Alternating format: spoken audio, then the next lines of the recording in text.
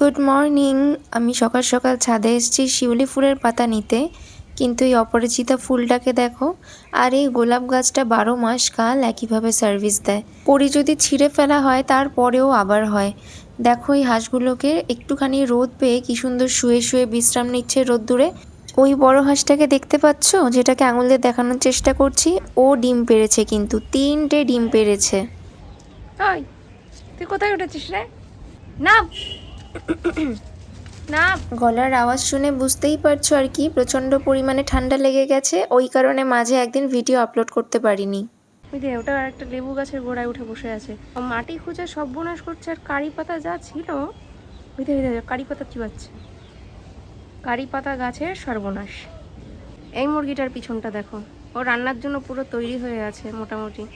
মানে সব পশমই প্রায় খুঁটে খেয়ে ফেলেছে একজন আর একজনের। ভয় পাস? হ্যাঁ, গিয়েছে রে পটি করে। এই হচ্ছে আমাদের শিউলি ফুলের গাছ। কি সুন্দর সুন্দর পাতা হয়েছে দেখো। এখান থেকে মোটামুটি 4-5টা পাতা তুলে নিলে আমার শিউলি ফুলের পাতার রস খাওয়া হয়ে যাবে।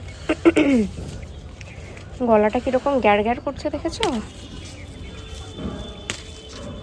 4টে 5টা, এই 5টা পাতায় মোটামুটি আমার হয়ে যাবে। দেখো দেখো, এই কি রে, আমায় চোখটা খাবি নাকি?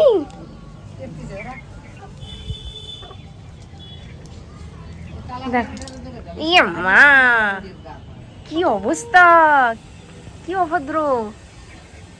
দেখো আমাকে ঠোকরাতে আসছে না, কাকে ঠোকরাতে আসছে, কি করতে আসছে এরা? কারি পাতা খেয়ে সাফ করে দিয়েছে সব। যে হাঁসটাকে দেখিয়েছিলাম কিছুক্ষণ আগে ডিম পেড়েছে, এই দেখো সেই হাঁসের ডিম দুটো, যদিও খাওয়া হয়ে গেছে। আর আমার কাণ্ড দেখো, ভাতের হাঁড়ির ওপরে এইভাবে করে দেশলাই শোকাচ্ছি। অ্যাকচুয়ালি এত বৃষ্টি হচ্ছে না, দেশলাই সব নেতিয়ে গেছে।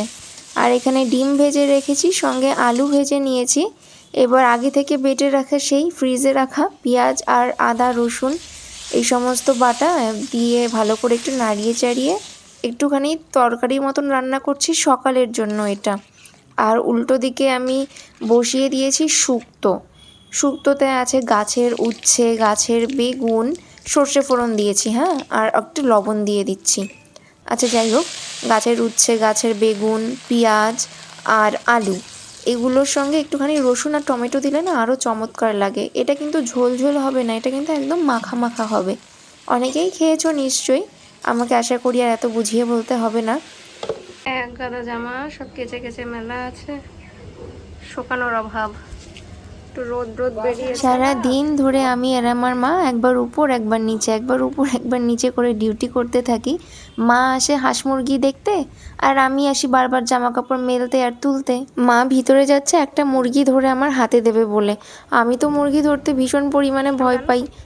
অনেকে আবার ভাববে মুরগি ধরতে ভয় পায়, এ আবার কি কথা। কিন্তু ভয় যদি পাই আমি, তাহলে কি করব বলো তো?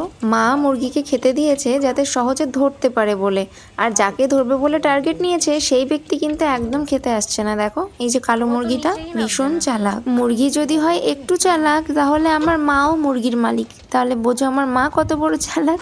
কি সুন্দর টুক করে ধরে নেবে দেখো। ওই যে হয়ে গেছে ধরা। দেখ দেখ ধর, তুই ধর। আমার তো ভয় লাগে। কিসের ভয়? উরে বাপ রে, এই সেই করকনাথের মতন চেহারা। ওজন দিয়েছে, ওজন। হ্যাঁ, ও আর থাকে? তুমি আয় ভোট আয় দাও। আয় আয় আয় আয় আয়, আয় আয় আয় আয় আয়। সাহস পাচ্ছে না, ডাকছো তো। খা, ওই গম খা। নিচে আসতেই দেখি দাদা মাংসের জন্য আলু ভেজে অলরেডি তুলেও দিয়েছে। আর এখানে দেখো মশলা কষাচ্ছে মাংসটাকে রাঁধবে বলে। আর উল্টো দিকে শুক্তোটা প্রায় হয়ে গেছে, পরিমাণ মতন লবণ দিয়ে আর একটু ঝোলটা টানিয়ে, মানে আর একটু শুকনো শুকনো করে নামিয়ে দেবো। চাল মগজ বাটা আর কাশ্মীরি লঙ্কার গুঁড়োতে কষিয়ে ম্যারিনেট করা চিকেন ঢেলে দেবে। মাংস কি কষা কষা করবি না ঝোল? একটু কষা কষাই করবো, বেশি ঝোল না, মোটামুটি মিডিয়াম করবো আর কি। না ঝোল না কষা। এটাকে একটু ভালো করে কষে নেবো, তারপরে কষে নিয়ে আলুটা দেবো, তারপরে জল দিয়ে ঠিক আছে, কষা হতে থাকুক তাহলে। মাংস কষা হয়ে গেল, এখন গরম জল দিয়ে দিচ্ছি। গরম জল দিয়ে তাড়াতাড়ি করে রান্নাটা হয়ে যাবে আর মাংসের টেস্টটাও ভালো হবে। ভালো হবে। রংটা কিন্তু দারুণ এসছে, একদম টক। মাংসটা মাংসের মতন হতে থাক আর আমি শিউলি ফুলের পাতা থেতো করে তার রসটা সামান্য একটু জল মিশিয়ে খেয়ে স্নানে যাব। তোমরা জানো শিউলি ফুলের পাতা আমি কেন খাচ্ছি? আমার 2 দিন ধরে জ্বর এসছে আর আমি প্যারাসিটামল খাবো না সেই ভয়ে শিউলি ফুলের পাতার রস খাচ্ছি। শিউলি ফুলের পাতার রস কিন্তু ভীষণ উপকারী, একবার ট্রাই করে দেখতে পারো। প্রত্যেক দিন সকালবেলা বাসি পেটে শিউলি ফুলের পাতা খেতে হবে, মানে প্রত্যেক দিন মানে 3 দিন খেতে হবে। আর এই দেখো চিকেন রান্নাও হয়ে গেছে, খাওয়াও হয়ে গেছে, ভিডিও করতে ভুলে গেছি। আর আমি আর আমার মা আবার এসেছি ছাদে হাঁসকে খেতে দিতে। মা হাঁসের খাবার মাখিয়ে সিঁড়ির ওপরে বসে পড়ে হাঁসের খাবার মাখাচ্ছে, আর হাঁসগুলোকে দেখো মানে অপেক্ষা মোটে সহ্য হচ্ছে না ওদের, দৌড়াচ্ছে দেখো কীরকম করে। আর এই যে দেখতে পাচ্ছ একদম ক্যামেরার কাছে দাঁড়িয়ে রয়েছে, এটা কিন্তু সবচেয়ে ছোট। যদিও সবগুলোকে একই সঙ্গে আনা হয়েছে কিন্তু তার সত্ত্বেও এর হাইটটা বেশি একটা গ্রো হয়নি। হাঁটা দেখে বুঝতে পারছো যে ওর পায়ে একটু সমস্যা আছে, বেচারা ছোটবেলায় চোট পেয়েছিল হয়তো কোনো কারণে। ওটা বাটির মতো তুলে দাও। আমার ধারণা ও পায়ে চোট পাওয়ার কারণেই হয়তো ঠিকঠাক মতন গ্রো করতে পারেনি, অথবা অন্য কোনো ডেফিসিয়েন্সি থাকতেই পারে যেটা আমার জানা নেই। আমি তো আর হাঁস বিশেষজ্ঞ নই। যাই হোক, দেখো হাঁসগুলো কি সুন্দর কতকত করে খাচ্ছে আর লেজটা নাড়াচ্ছে।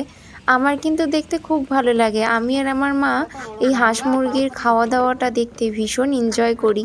অনেকেরই হয়তো মনে প্রশ্ন থাকতে পারে যে হাঁস মুরগি ছাদের উপরে পুষলে গন্ধ হবে, হেন তেন 7-17। দেখো যে জিনিস তোমরা ভালোবাসো সেই জিনিসে কখনো খারাপ লাগে না। আর আমার মা না প্রত্যেক দিন সকাল বিকাল 2 বেলা জল দিয়ে ধুয়ে এরকম করে পরিষ্কার করে। দেখতেই পাচ্ছ পুরো জায়গাটা জলজলে হয়ে আছে। দেখো বেটার কাণ্ড, কোথায় উঠে বসে আছে। না না, আমরা কিন্তু সমস্ত ধরনের পোষ্য প্রাণী খুবই পছন্দ করি, হাঁস মুরগি বেড়াল কুকুর। কিন্তু কুকুরটা আমার মা পুষতেই দেয় না, কারণ নাকি গায়ের পশম উড়ে সারা ঘরে যাবে, খাবারে যাবে। আচ্ছা, এটা হচ্ছে আগেকার দিনের যে পার্সেলটা আমি ওপেন করতে গিয়ে হাফ করে রেখেছিলাম, আজকে দেখো তার ফুল ওপেন করে দিলাম। 2টো সিরামিকের জার অর্ডার করেছিলাম যেটা ডেলিভারি হয়েছে, আর এটা খুব কিউট এসছে, অ্যামাজন থেকে অর্ডার করেছিলাম। আমার তো খুবই পছন্দ হয়েছে। তোমাদের কেমন লাগলো আমাকে কমেন্ট করে জানাতে ভুলো না। আজকের ভিডিওটা আমি এখানেই শেষ করছি, বেশি কথা না বলে আর। সো ভিডিওটা ভালো লাগলে লাইক কমেন্ট শেয়ার করে আমার পাশে থাকার অনুরোধ রইল। আজকের জন্য এই পর্যন্ত, আবার পরে দেখা হবে নতুন কোনো ব্লগের সাথে। ততক্ষণ সবাই ভালো থেকো, সুস্থ থেকো, বাই বাই।